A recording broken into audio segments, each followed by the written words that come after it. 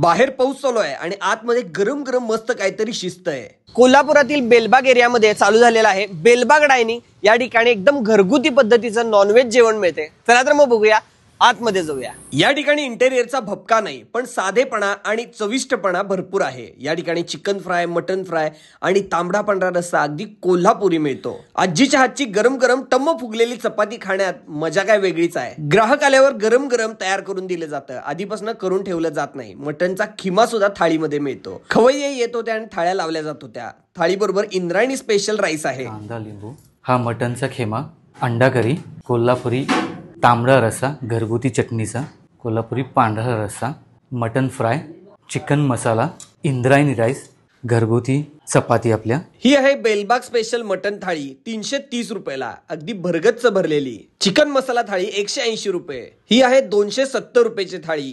Chicken fry थाळी 200 रुपयाला।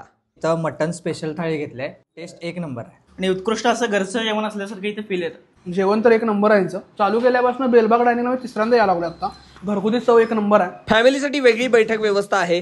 मी स्वतः सगळं जेवण ट्राय केलं, खूपच मस्त होतं। पांढरा रस्ता तर मस्त होता, अगदी प्रॉपर ऑथेंटिक असं जेवणाची ही टेस्ट आहे। नक्की एकदा ट्राय करून बघा बेलबाग डायनिंग।